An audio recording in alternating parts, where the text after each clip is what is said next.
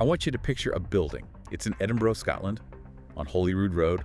Big, modern, imposing thing. It feels prominent, you know, like a fortress. Oh, yeah. The old Scotsman building. It's a proper landmark. Right.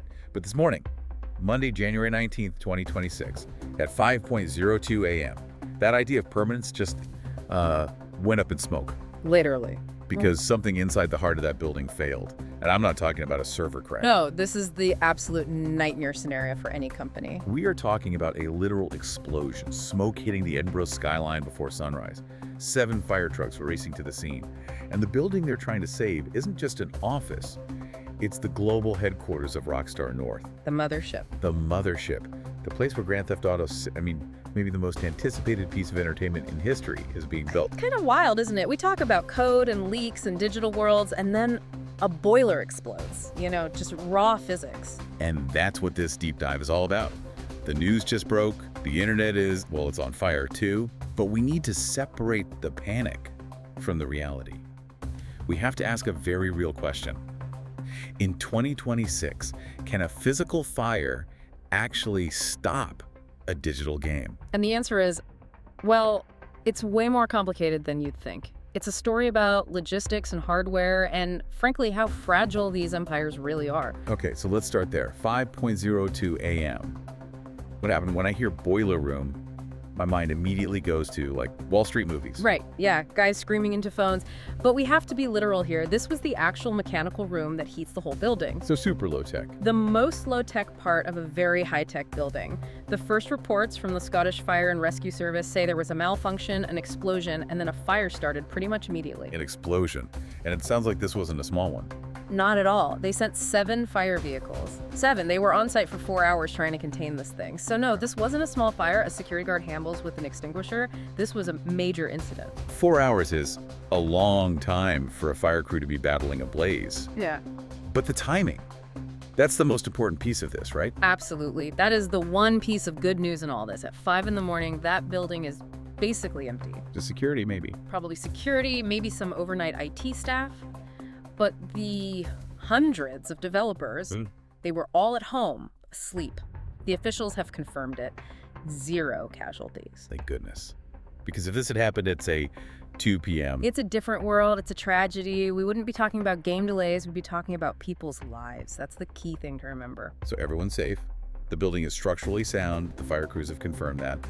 But the doors are locked. Yeah, it's closed indefinitely. I want to stick with the building for a second, because this isn't just some random accident.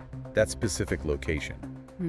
It's been a bit of a hotspot lately, hasn't it? Hotspot is one way to put it. Yeah, if you follow the industry, that building has been a bit of a battleground. You're talking about the return to office mandate. Exactly. For the last year or so, Rockstar has been saying remote work is over, everyone back in this office 5 days a week. And their reasoning was all about security, preventing leaks after that huge one a couple of years back. That was the official line, yeah. Collaboration and security. They basically said the office was the only safe place to develop this game. Which is so incredibly ironic now. It's painful, isn't it? The one place they said was secure, the fortress they forced everyone back into, is now the one place no one can go because it physically exploded. I can't even imagine the employee group chats right now. Oh, to be a fly on the wall. I mean, you have a team that's already under massive pressure, already in a crunch. They protested this mandate, literally stood outside those doors with signs, and now this happens. It adds another layer of pressure to an already high-pressure situation. Legal battles, protests, and now this. It really feels like they're fighting a war on all fronts, which I guess brings us to the question that is just exploding online right now. So the GTA 6 question, the big one. Is it delayed? Okay, let's break this down into 2 parts. Data and logistics. First question. Did the code for GTA 6 literally burn? No. let's kill that fear right now.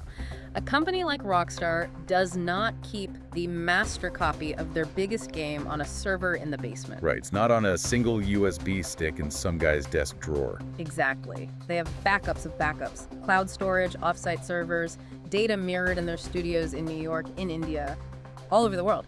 It is almost impossible that any actual game assets were permanently lost. Okay, so the data is safe. The ones and zeros are fine.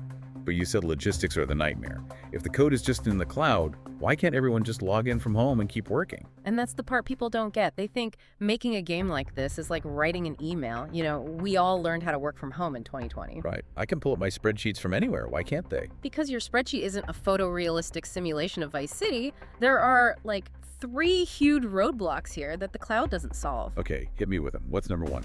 Hardware. Specifically, development kits. Dev kits. Explain that. What's a dev kit? So when you're making a game for the PlayStation 5, you're not using a regular PS5 from the store. You're using a special, bulky, super-powered version from Sony. It's got extra tools, extra memory. It lets you see what's actually happening inside the machine. And these are probably expensive and very, very secure. Insanely secure. They are often physically locked to the desks or tied to the office's IP address. You don't just take one home. So if those dev kits are all sitting on desks inside a building that's been shut down, You can't test your work.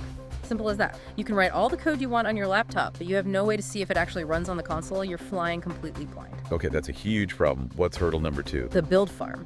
Sounds agricultural. It's basically a bunch of super powerful servers. Think about it. GTA 6 is made of millions of files, art, sound, code. Every day or every few hours, they have to compile all those pieces together into one single playable version of the game. That's called making a build. And that takes a ton of computing power. A massive amount. It can take hours. And that build farm, those computers are almost certainly located in a server room. In the building that just had a fire. Exactly. So if that farm is down, no one can get a new build of the game. The entire global team is just stuck, waiting for a version that isn't coming. So it grinds everything to a halt. Okay. And the third thing, It's just the sheer weight of the data. bandwidth. Yeah. We're talking about petabytes of information, uncompressed 8K textures, raw motion capture data. The files are enormous. And my home internet connection probably can't handle that. Not even close. In the office, you have a direct, super fast line to the server. At home, you're trying to download the entire game's assets just to start your workday. It's like trying to drink an ocean through a straw. So work from home isn't a real solution. It's a huge step down. It's a massive slowdown. So if that building is closed for, say, 2 weeks, you don't just lose 2 weeks, you lose all the momentum. And in a crunch period, that is absolutely devastating. A momentum killer. That's the perfect way to put it. That's what it is. Development has a rhythm, a flow. And this just slammed the brakes on. So, and I know this is speculation, but how long could a closure like this last? That's the real question. If it's just smoke damage and cleanup, maybe a few days, a week. But if the building's entire heating system is destroyed in Scotland in January. You can't have people working in a freezing building. Nope. And the humidity could damage all that expensive hardware we were just talking about. So if they're out of that office for weeks, yeah, the possibility of delay gets very, very real. And it's not just gamers who are worried about delays, it's the people with the money. Take-Two Interactive, the parent company, they're watching the clock very closely. And they have that big investor meeting coming up soon, don't they? Yeah, early February. It's right around the corner. So what was supposed to be a call about pre-order numbers and marketing is now going to be about what? Fire safety? It's going to be the first question. How does this affect the timeline? Investors expect this company to be a flawless machine. They've built their entire financial forecast around GTA 6 launching on time. And a literal explosion is a pretty big flaw in the machine. It introduces doubt. And Wall Street hates doubt more than anything. If the CEO has to get on that call and say, we're assessing the situation, that stock price is going to feel it. It just shows that the project is vulnerable. It's a real reminder that these giant digital companies are still made of bricks and wires. That's it, exactly. We think everything lives in the cloud, but the cloud is just a computer in a building somewhere, and buildings can catch on fire. Okay, let's do a quick recap for everyone. What do we know for sure? Fact 1. 5:02 a.m. Explosion in the boiler room at Rockstar North in Edinburgh. Fact 2, big emergency response, but most importantly, 0 injuries. Everyone is safe. Fact 3, the building is closed for now. And fact 4, and this is the big one, the game's data is safe, but the schedule is at risk because of all these logistical problems. Right, the momentum is gone. So here's the question I want to leave everyone with. And I'm really curious what you all think. Go for it. We always hear that companies need everyone in one building for efficiency, for security, right? But today we saw the downside of that. The risk of putting all your eggs in one basket. Exactly. When your whole operation depends on one single fortress, and that fortress goes down, the whole thing stops. So is that efficiency really worth the risk of a single point of failure? It's a great question. Should a billion-dollar project like this be built in a way that no one fire could stop it? Let us know what you think. Is a physical disaster a valid excuse for a delay in 2026?